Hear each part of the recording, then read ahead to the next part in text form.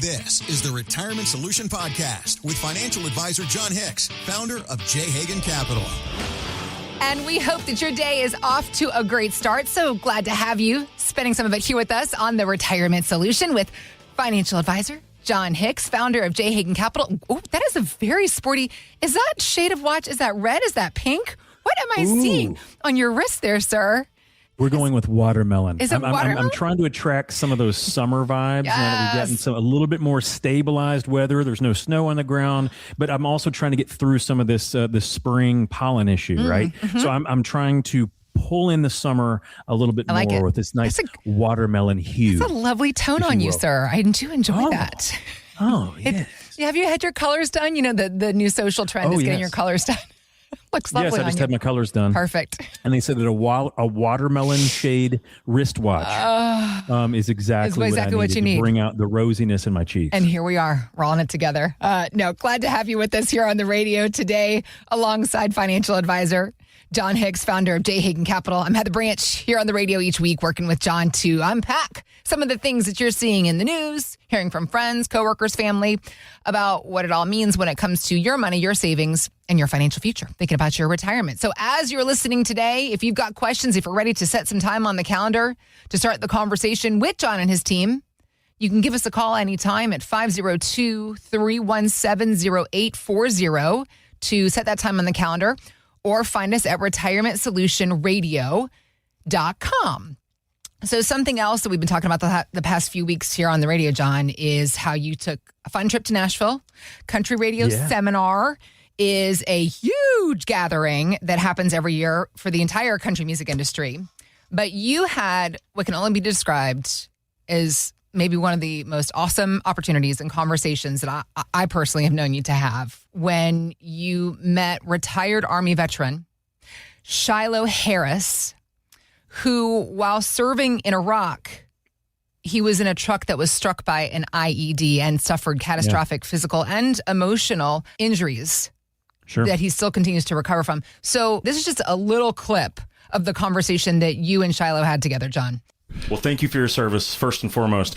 So tell me a little bit about that day that shaped your life. So February 19th, 2007, we were route clearing, we were visiting with people, and then all of a sudden we got a call to investigate a possible IED. Well, we start driving over there, and where they believe it was set up like an ambush, where they knew where we were, where we would drive through, and then in between that, there was this 700-pound bomb in the road, and my truck ran over this bomb, but it was just my day that day. So how long did it take you to recover from your injuries? I guess in a way, I might not be done. There's tune-ups. I was going to ask you, do these ears make me look fat? I couldn't tell.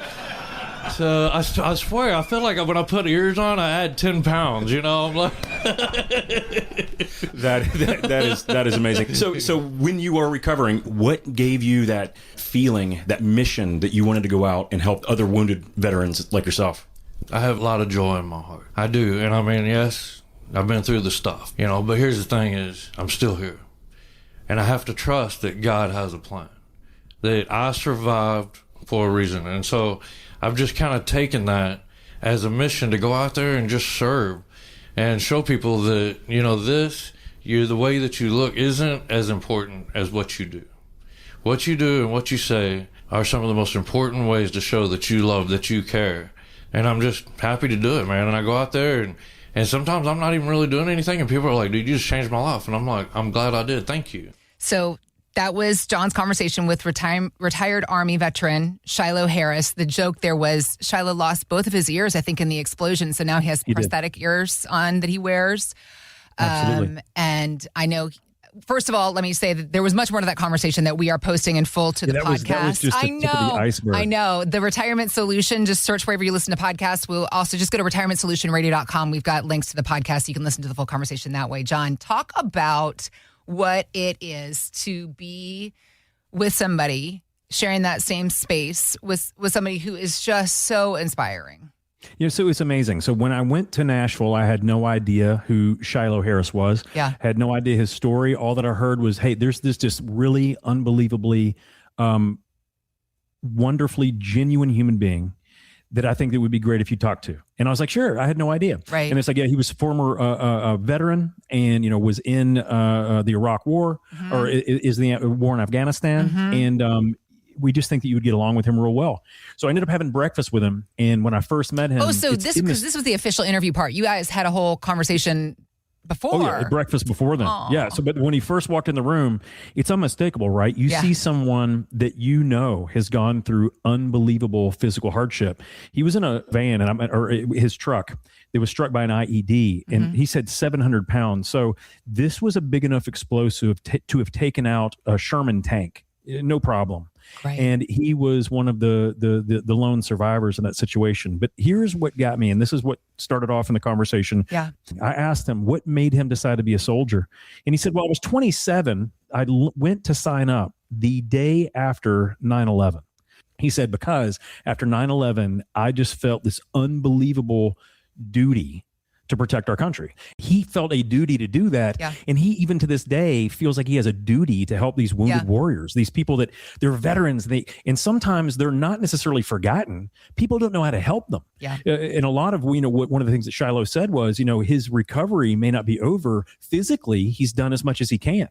A lot of his body has been repaired, prosthetically and so forth. But it's the emotional strain, that happens when you lose friends, you lose loved ones, you lose comrades, in combat. And he's out there really on a mission to let people know, hey, veterans do the work that most people don't want to do. Yep. And they need help and they need assistance. Yep. And I just couldn't be more just excited about the fact that I had the opportunity to spend that with him. He's just an awesome dude. Obviously. Yeah, the conversation was great. And it makes me realize every single day how much we do owe to our veterans and how much they do lay it on the line for us, so that we can have these freedoms that we call the American dream. It's crazy. It's so true. There is no amount of gratitude that can be given to the people who serve our country in the military. Again, we did post that full conversation on the podcast. So just search The Retirement Solution or go to retirementsolutionradio.com and you can listen to that full conversation there. Also, Shiloh Harris has a website where you can go to learn more about him and his speaking engagements and all the things that he does.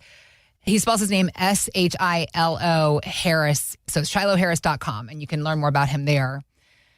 I bring all this to the point about the work that you do, Jon, because there are so many of us that are just so frustrated by the fact that we can't even believe that we're having another conversation about another war in the Middle East. Sure.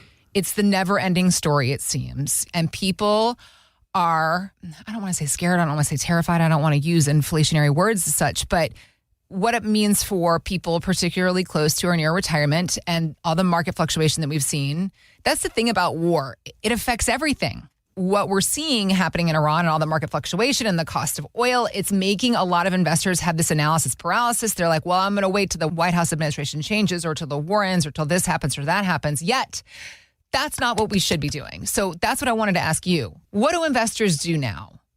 Yeah, I think a lot of people are looking at the headlines and they're getting a little frozen. They're getting a little paralyzed of what's happening. And they're thinking, oh, I feel like I need to do something, but I don't know what. Right. And realistically, this happens to all of us, even the most genius investors, even the most brilliant of minds. When we are dealing with human stuff, like a war that's potentially going to cause, more inflation and more human lives lost and bigger issues and all this uncertainty, I think a lot of us focus on all these problems. And the craziest thing is that I had to take a note back and think about Warren Buffett. Warren Buffett, amazingly enough, as great of an investor as he has been known to have been over his life, he gets afraid too. He gets scared too. The greatest investors get scared. Here's the difference. They already know, though, what they should be doing, which is following the plan that they established, not if things go wrong, but following the plan because things go wrong. It is the most amazing thing. The only way to combat fear is to be prepared. Period.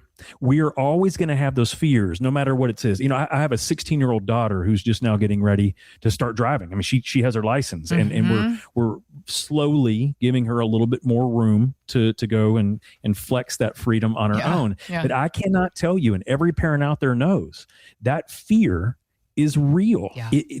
Because I feel helpless about me being able to do anything if I'm not in the car with her. Right. But amazingly, that fear is not going to solve any problems. The only thing I can do is to make sure that I'm prepared, to make sure that she's prepared. That is what every single one of us need to be doing. Okay. So going back to the Warren Buffett thing and about our fears, and when you're thinking about having a teenager that first starts driving, you know that fear is real. There's nothing you can do to stop that fear. What you can do is to be prepared so that when you have that fear, you can go back and look at the facts.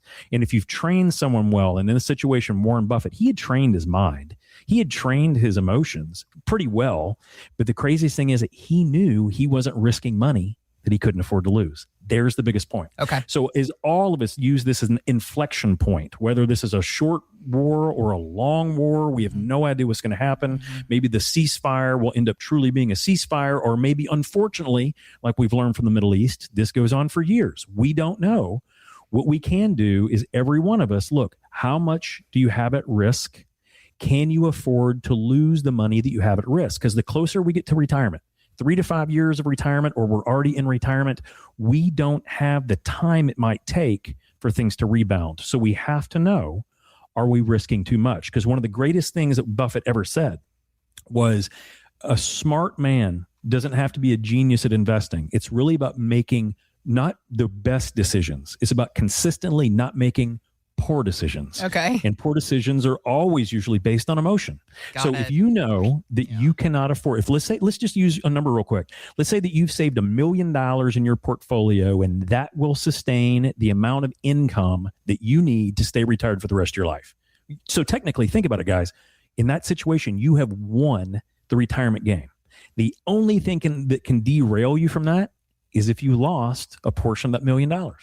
If you lost 30% of that, could you stay retired? Well, maybe not in that situation. If you lost 40%, could you stay retired? No. So why would you risk it? Warren Buffett's whole point was, don't risk what you can't afford to lose to get what you never needed in the first place. So that's the thing, is we're going into this maybe, and let me tell you how this gets bad, guys. If oil continues above $100 a barrel, no matter what, everything in America will be repriced. Because every single good, every single item on those shelves will have to have the extra cost of transportation that oil affords, whether it's in trucks or on airplanes or anything. Everything goes up in cost. So that being said, what you thought you needed for retirement has already increased since this war started.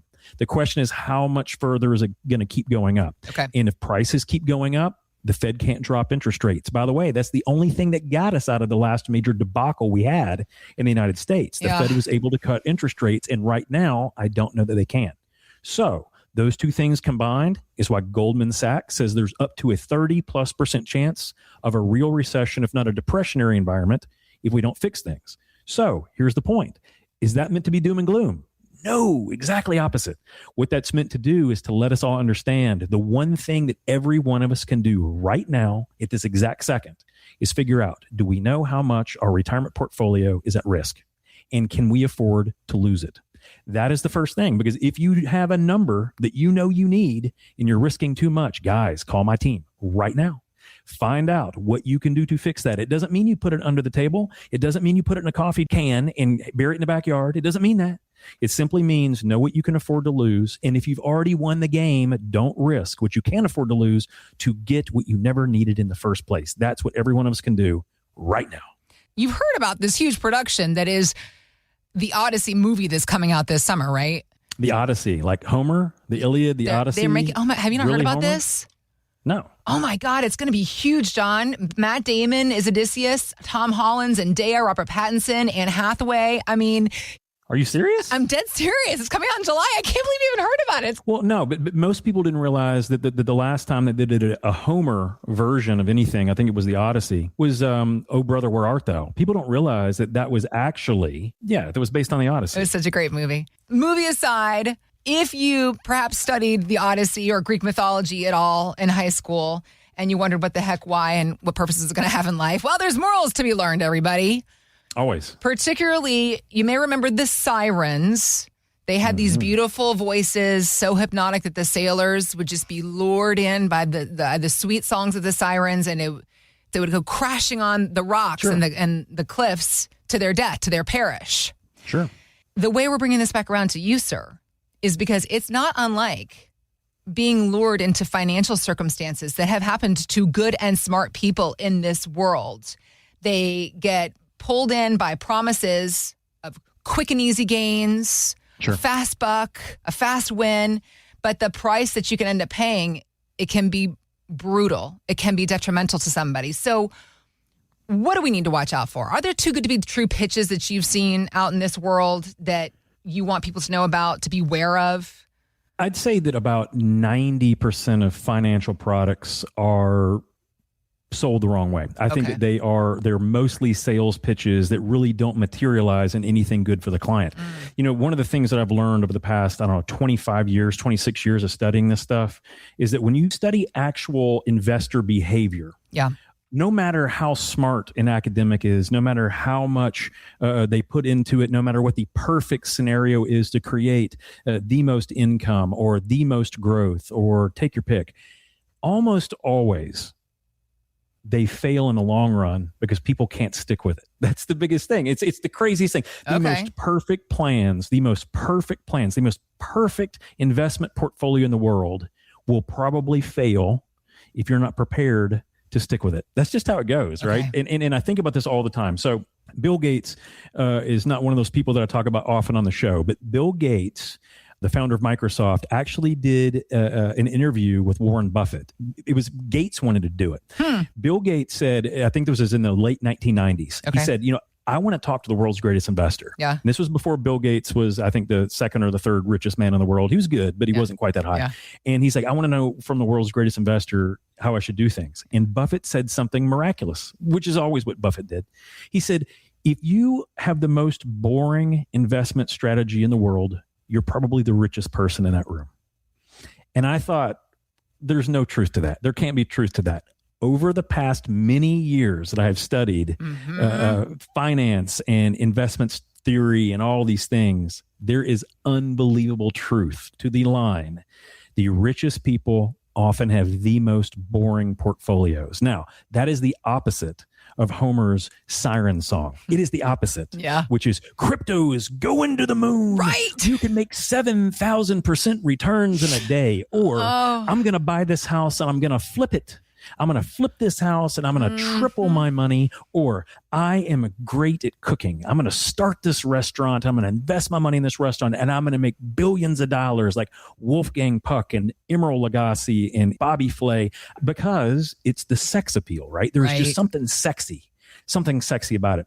But the one thing that almost all real wealth, and by the way, people get rich every day, but then they also fail out every day. But if you talk about true wealth, long-lasting wealth, it is unbelievably boring. Unbelievably boring, because Warren Buffett said it very well. He said, no one wants to get rich slowly. It's like a pinprick on the side that has the, that knife or that shiv slowly going into your side. It is excruciating. To get rich slowly is like the opposite of a siren song. It is horrible. It sounds like instant death.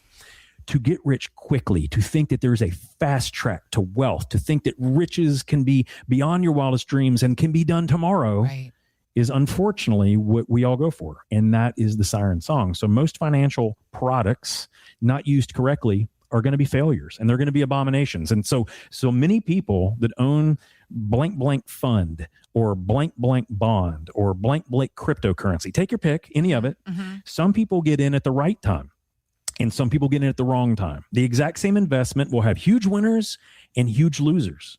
The only thing that matters in the long run is that did you make enough decent investments over time, boringly enough for you to have stuck with the plan so that your actual wealth can still be there in the long run, right? And that's what retirement is. We have taken all of this work that we've put in for decades, sometimes 5 decades, half of a century of work for us to do what? And so think about that wealth that we put in that 401k, put in that IRA, invested into our primary residence or real estate or our businesses.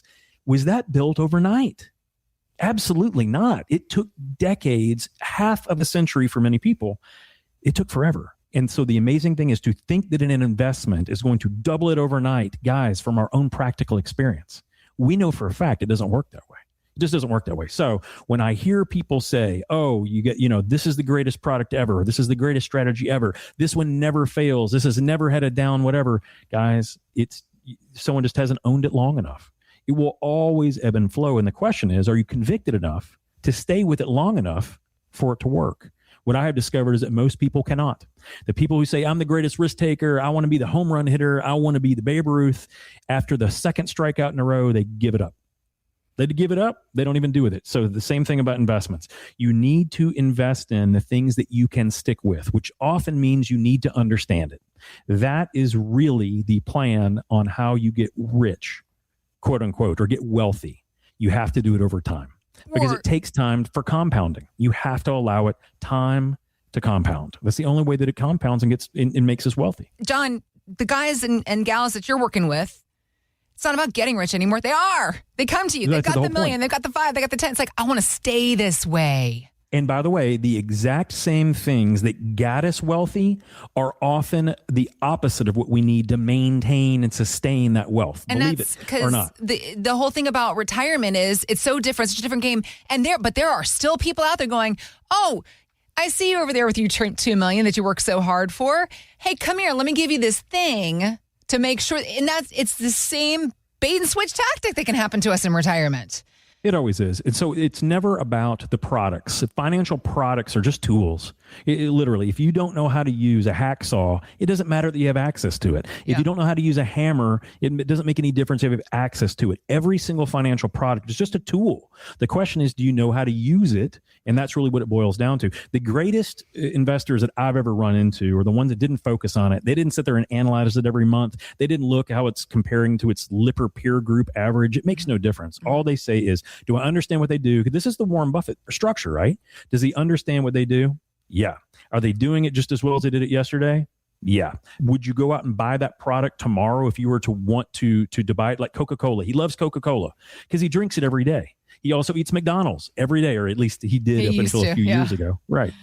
And so the thing of it is that he knows that people go there and spend that because he does it himself. That makes sense. That's what allows people to sustain. That siren song is often just a tool that people won't stick with long enough for it to work. Because I also don't believe that there's a whole bunch of trash investments out there. I really don't. Right. I think that every investment is just a different tool. Do you know its use? Do you know how to use it in the right situation? Right. Because if what you really need is just an umbrella because it's raining outside, does it matter that you have access to Bob Vila and his entire construction crew to do work? Well, you don't even need any work done. You don't need any of those tools. You need one simple thing, something to keep the rain off your head. Mm-hmm. It's that simple, right? Yeah. But most people don't realize, when do I use the Bob Vila entire construction crew, and when do I just have a simple umbrella to get me through the day? That, by the way, is what a skilled holistic advisor should be doing. They should be showing you in your portfolio, what are all the various tools you have? Do you know what they're there for? Are you even utilizing that tool? Do you ever plan to? If you don't, those are the times that you make changes. Do you have any protections in your portfolio? Do you have risk mitigation tools? Do you have tax mitigation tools? If you have them there, but you're not utilizing them, Heather, it does you no good. Right. You may as well not have them all if you don't know how to use them. So a skilled holistic advisor should be able to say, yeah, here's the tools you have, and they're all very good. You're not utilizing them all. Let's just turn on these things, or let's just use them at the right time. You don't even have to change many of the investments in your portfolio. You simply need to understand, when should I employ these? When should they work? Do I even need these things?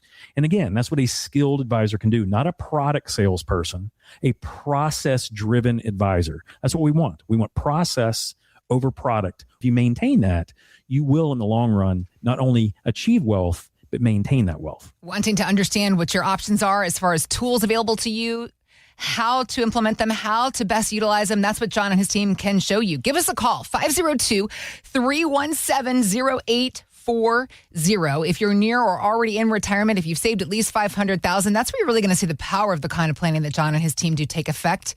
They want to show you what they can do for you. It starts with a no fee, no obligation initial conversation with one of our advisors, just you and our advisor on the phone, exchanging some information. You ask some questions, talk about what you're concerned about, maybe something that you've heard about. Will it really do all these amazing things that you're hearing about? Let's start that conversation, helping you understand what your options are. 502-317-0840. Give us a call right now to schedule a time to begin the conversation with Jon and his team at J. Hayden Capital. 502-317-0840.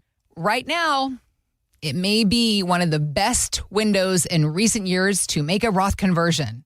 But before you go converting your stuff, hang on there, Hotfoot. Is a Roth conversion right for you? Let's unpack it. All right, Jon. So it's interesting because Roth conversions, I feel like, has there been a hotter topic? Has there been a bigger thing in the last 5 years in the world of financial industry than Roth conversions? I feel like people can't shut up about them. Well, there's been a whole bunch of talk about it. Yeah. But the question is do people understand the reason why? Right. I mean, that's probably the biggest thing, right? So, talking heads do a lot of that. They just bloviate. They just spew a bunch of crud, and often they don't give context on why it matters, right? Yeah. So let's really, truly unpack this. Why on earth does anyone talk about Roth conversions? Because I have this argument, I'm not going to call it an argument. I have this debate often with CPAs. I have this debate often with really smart, mathematically minded investors who say, Jon, I think that Roth conversions doesn't make any sense to me. And that's fine. All I typically want to do is look at the broad landscape of what's going on in this wonderful country of ours. We have a wonderful country. Don't let anyone tell you we don't. And if you don't like it, go out there and change it for the better. That's how you do it. It's not complicated. Don't rely on the government to do it. Don't rely on your neighbor to do it. Get out there and make it slightly better. If even only for yourself and your own family, that is still better, right? So the point is that understand in this great country, we have to pay a certain amount of taxes.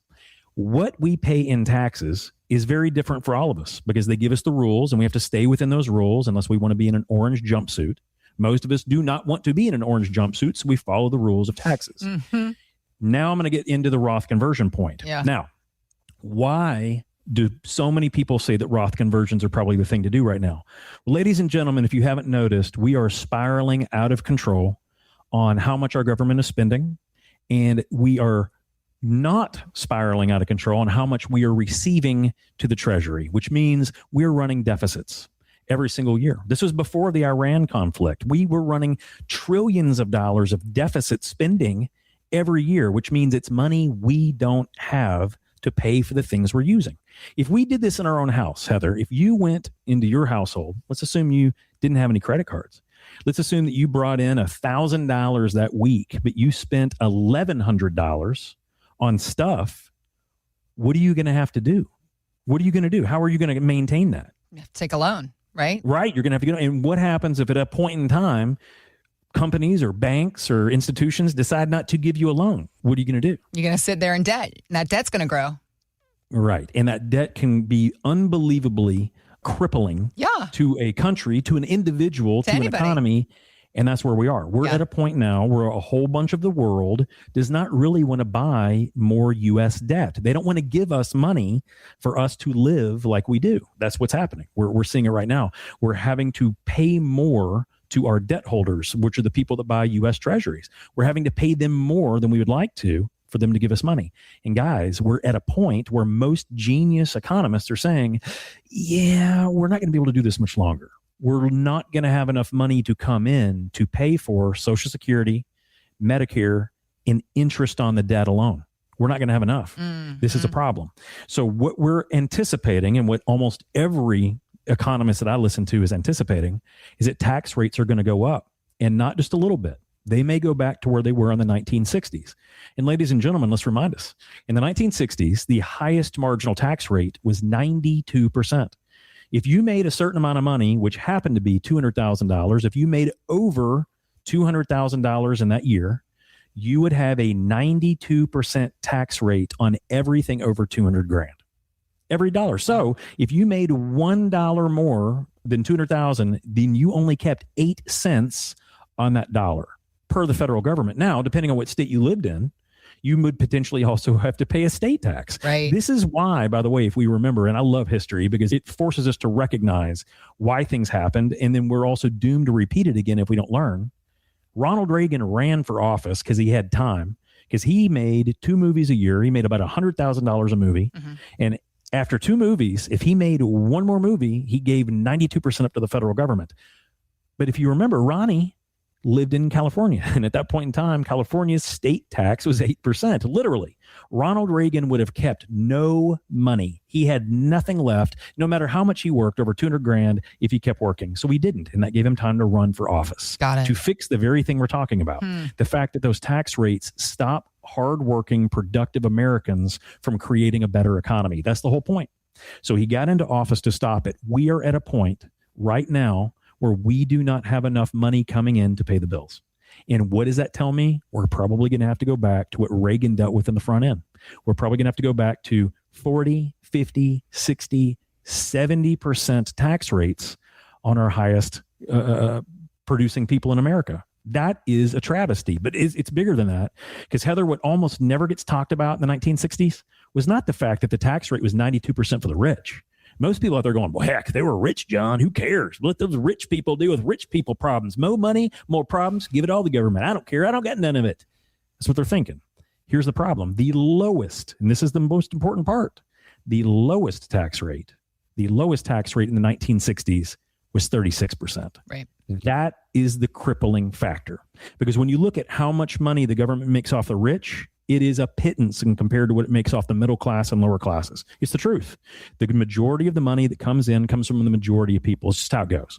So when you think about that, the lowest tax bracket was 36%. Now, think about where we are today. We're in the 12, some people 10 to 12 to 22 to 24% tax rate is that lower level. Guys, we may be in one of the best situations ever for lower tax rates. One of the best, at least when you're looking out there at the landscape and we're seeing that we cannot afford to keep running this debt service because we're not going to have any money.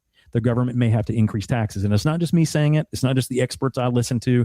The former Comptroller General of the United States, David Walker, I sat right beside him at a private movie screening on a documentary specifically about taxation and where it may go. And his words to me were exactly what he's been saying to the rest of the world for years. There is no way that we can go backward. Unfortunately, we have a debt problem because we have a spending problem. If we can't fix that, we're just going to have to increase tax rates. That's just how it's going to go. There is no other lever to pull. That's just how it is. So the reason that Roth conversions are such a big item right now is because this may be the lowest tax rate environment we may be in for the rest of our lives, whether we're working or whether we're retired or whether we want to retire. Imagine if the tax rate doubled in retirement when we're on a fixed income. If you all of a sudden thought you were going to pay 20% tax rate, now you're going to pay 40, would that hurt our ability to stay retired? Well, I don't know about you guys. It would destroy my ability to stay retired if all of a sudden they doubled my tax rate. So we have to plan for that. So right now, most smart advisors are talking about Roth conversions. Most smart and astute CPAs are looking at the math differently and understanding that, it's one thing to pay the least amount of taxes this year. But the question is, what about the total tax bill over the course of our working lives and then our retired lives? Where are we going to pay the least that way? And that is what my team focuses on. We focus on not Roth conversions. We focus on how can we give the government their fair share, but the least amount that we can give them by law, correctly, ethically. How can we give them the least amount according to the current tax code? Roth conversions happen to be one of those things. And so, Heather, I did a quick analysis. So when you look at the average middle-class millionaire, and I'm using a couple in this example because I ran this because I just thought this was amazing. If you've saved about $1 million in America and you retire and your Social Security income for your home is going to be roughly $50,000 a year, okay? That means that if you did proper tax planning, which means often Roth conversions, and you did proper withdrawals from your accounts, which means tax advantaged withdrawals, you could potentially save $800,000 over the course of your retirement on only having $1 million portfolio to begin with. Let me say that again. If you have $1 million portfolio and a normal Social Security income, and you want to live off of $100,000 a year in retirement, by doing proper Roth conversions, tax planning, and withdrawal sequencing, you could potentially keep $800,000 more dollars in your accounts for you to use, or for your surviving spouse, or for your grandkids, or for long-term care planning. Take your pick, simply by doing the math. Why on earth wouldn't you do it? And yet, 90+% of Americans do not do it. My question out there to everyone listening is, why? Is it hard? No. Does it really require a whole bunch of sacrifice? No. But you have to know what questions to ask, right? You have to know, how much of my money do I need to keep protected?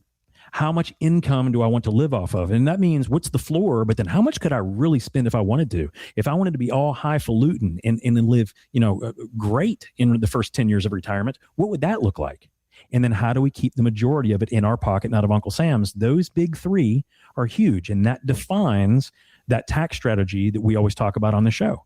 What can we do? Roth conversions are a piece of it. There are very few things that are as simple as a Roth conversion that can put hundreds of thousands of dollars in your pocket over the course of your retirement. And it's simple, but I promise you one thing, guys, they're going to take it away. At some point in time, they're going to change the laws.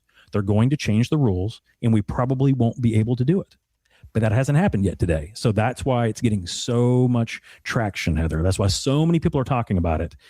And yet people still aren't doing it. So again, all those bloviating talking heads, me being one of them at this point in time, guys, you still have to do it. To know that it works and to not do it is insanity to me. So if you have an advisor who is not talking to you about Roth conversion, or at least showing you the math on why it could be good for you, the question is, why? And then get a second opinion. Because when we show people, this is $180,000 that could be in your pocket, not the government's. Most of them are like, what do I got to do it? It's like, fill out one form and let's just every single year make sure we're doing the right things. Sometimes it's that simple, Heather. Hundreds of thousands of dollars. There are very few things in life that could be that easy, but you have to plan for it. And you have to do the math when it comes to Roth conversions. Always. Because how a Roth conversion works, it's a very intricate process, and it's also a slippery slope. It is an easy thing to mess up and to create big burden for yourself. So do it right. Like Jon was saying, get the math done, work with a financial advisor, a certified fiduciary financial advisor who can help you understand how a Roth conversion might or might not work for you. And then, of course, get a second opinion as well. That's something else Jon always says, whether you do it with J. Hagan Capital or somebody else. Just get the information for yourself, for your plan, for your financial future. And you can do that with us if you want. We've got links posted in the show notes, or just visit our website anytime. It's retirementsolutionshow.com. We're going to start talking about one of the kings of late night TV, Mr. David Letterman, the man who is just synonymous. You say the name, the good conversations come rattling through your head. And you got to love Dave, right? Like, he tried to retire and then he started up his Netflix show. I love Dave. It's hard to believe that he retired in 2015. I know. It's been over 10 years. It's been that long. Yeah. It's been since 2015. It's been over a decade since he wasn't on every single night. As a matter of fact, he was the longest running. I didn't know this. He was the longest running late night talk host in the history of television. Longer than Johnny Carson. I was about to say, longer than Johnny? Longer than all of them. Okay. Amazing. And he's still kicking, man. He's got his show. My next guest needs no introduction. If you've never seen it, it's a great show to watch on Netflix. It's so good. I laugh. I think it was Zach Galifianakis. If anyone knows him, he was in The Hangover and all these movies. He has this hilarious show where he had Dave Letterman on there and he was interviewing Dave. Called Between Two Ferns. It's on YouTube. Between Two Ferns. And they literally sit there between two fern plants. And so if anyone has seen Dave Letterman recently, he has this very long white beard. Sure does. And Zach Galifianakis called him Crystal Meth Santa Claus. And for whatever reason, I cannot get that out of my head. It was so hilarious because David Letterman was completely taken aback. He laughed so hard. I bet it took him 10 minutes to recut that scene because it was awesome. But it's also very true. We need to look at that clip on YouTube. It's one to... Because it's just like John Daly and some of these guys are growing this huge ZZ Top white beards. I just thought it was hilarious. Yeah. But it's frightening. Certainly puts an image in the head about our old pal Dave. But if we go back to the time when he actually did retire back in 2015, he was on CBS Sunday Morning and talking about how the transition into retirement, it did not come easily at first to Dave. Here's what he said. I'm naked and afraid. It's so cliche, but I'll share it with you anyway. Any enormous uprooting change in my life has petrified me, really petrified me. But once I've come through the other side, the reward has been unimaginable. You have to think, what about David Letterman would be so afraid? The man's got endless resources. But then, and I mean, you can be sort of a testament to this, Jon, not personally, but because of the people you help with. is it the most successful who are often the most anxious about retirement? Is that something you commonly say? Well, it may not be that simple, right? But there may be some kind of a correlation between them, right? So if you think about David Letterman, I had to look this up. The time that he retired in 2015, he was worth roughly $400 million. He had a racing team, a production company, a farm in Montana. He had a son that he treasures even to this day, but loved more than anything and could devote a lot of time to. So if you think about that, a guy with $400 million in the bank, money was not his issue. The financial issue was not his concern. The problem was, if a guy has $400 million, can still have an issue, our 401k is not going to solve our problems. Right. It was an identity issue. And so that's why if you drive past our office on Shelbyville Road and you look at the sign that says J. Hagan Capital, underneath it, it says life planning. And that is the whole point. Finance is a portion of what we do in the office, but the whole idea is not to sit there and talk about dollars and cents. It is not to talk about investments. It's trying to find out, what do we want to do with the next chapter of our lives? The whole idea was we work and we toil and we put money away in blood, sweat, and tears, and we get this opportunity where we can retire. And most people only sit there and focus on the financial aspect. Well, John, here's the amount of money I want. I want to keep the majority of it in my pocket and out of the government's, and I want to have this income, and I might want to give this to the grandkids, and I might want to help, my daughter with this car and all these things. And it's always the financial. But for a lot of us, the next piece that we haven't yet solved for, and this is where I find the most unbelievably unsatisfied people in the world, is if they don't have a life plan to go along with that financial plan. Because most men, and it doesn't have to be all just men, and it doesn't mean all men go through this, but men in general, we associate what we do with our identity. If you ask a professional, you say, hey, what do you do? I'm an engineer. I'm a business owner. I'm a teacher, sales manager. I'm in tech. I'm a healthcare executive, whatever it is. So they have all these things, and that's that thing that they say they are. That is their identity. That is their focus. That is their status. And if they don't have a transition plan for that, they're going to end up exactly like David Letterman just explained. He said naked and afraid. Now, listen, that's not a metaphor, I think. I think that he really meant that was the feeling. Exposed, naked. He had no identity anymore. The thing that he had done and gotten up every single morning, put on his pants every single day to go do, he no longer had. And so many of us, I see this. I see people with 4 million, 16 million. A gentleman just sold his business, $64 million. He never expected to have that. Right. He got a really good buyout from an M&A situation, and he now has more money. He already started freaking a little bit before he's even gotten the check in his hand about, John, but what am I going to do next? Right. And I said, well, did you ask your attorneys about what your non-compete clause is, right? It's the very first thing you do. Well, can you keep doing what you're doing? And, right. and he's got a non-compete for a period of time. No, but it comes down to, what are his other passions? What does he want to spend his time doing? If he devoted all that time and attention to building his business, is it now the time to build his family? Is it now the time to build his relationships, his friendships?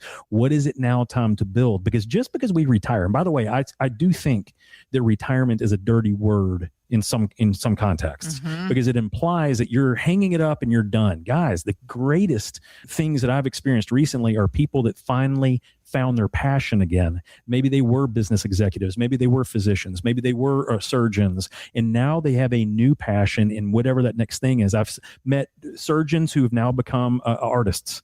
I met people who decided they were in business for so long they were healthcare executives, and they did very well. But now they get so much more reward out of doing Habitat for Humanity, or frankly, just flipping houses. It doesn't all have to be for charity, right? They love flipping houses. They love the idea of just swinging a hammer because they can see things get accomplished, right? As opposed to so often we stay in our own mind and we're almost in a maze in our own head, just thinking through things. They found their true joy in the next passion in the next phase. That's life planning. That is something that no investment guy can help you through. It's something that no numbers guy, CPA, can help you through. It's really what a skilled, holistic financial advisor should always work toward. Not just, hey, what will your money do? It's, what will that afford you the ability to accomplish? What do we want to build next? Spirituality, relationships, family oriented. Believe it or not, people that say that money can't buy happiness don't have any. It really comes down to one simple thing. If you have money, it's just a tool. What are the greatest ways that you can use it? Right. To exploit money to do the right things, not exploit others for money, to exploit the world in a positive way because you have it. Those are what a lot of people miss. That's the life planning process, Heather. That's what we have to get to. People that have the most money in the world can still be unbelievably unfulfilled if they don't have the life plan. And that's really why so much of what we do in our office, it's really what it's based on. When people come in and say, John, I don't really know how much money I need. It's like, no problem. What do you want to do? What do you want your standard Tuesday morning to look like? Do you want to have something on your calendar? Do you not? Do you hate the idea of gardening? Does it make you miserable to think about going out there and weeding your flower beds? Well, then by all means, don't do that. Hire that out. But what does make you excited? Taking cooking classes? Taking cooking classes in Madrid? What about the Amalfi Coast? Because guys, they don't just have cooking classes around the corner in St. Matthews. You can do that anywhere. The question is, can you afford to do that? Well, most people, they can if they plan for it correctly. So the question is, now that you get the finances figured out, what do you want the life plan to look like? That should be part of it. It should all be intertwined, not different silos, all incorporated together. John and his team, they're here to start this conversation with you about what your options are. Visit us at retirementsolutionshow.com. Thanks for listening to the Retirement Solution Podcast with Jon Hicks. Begin the conversation about your savings plan with John and the team at J. Hagan Capital by visiting retirementsolutionradio.com. Be sure to listen to John's radio show, The Retirement Solution, Saturdays at 8 a.m. and Sundays at 9 a.m. on News Radio 840 WHAS. J. Hagan Capital Incorporated is not licensed in all 50 states. To find out if J. Hagan Capital Incorporated is licensed in your state, please call 502-690-5635. J. Hagan Capital Incorporated is not affiliated with nor endorsed by the Social Security Administration or any other government agency and does not provide legal or tax advice. By contacting us, you may be provided with information about insurance and annuity products offered through J. Hagan Capital, LLC, NPN number 1882794.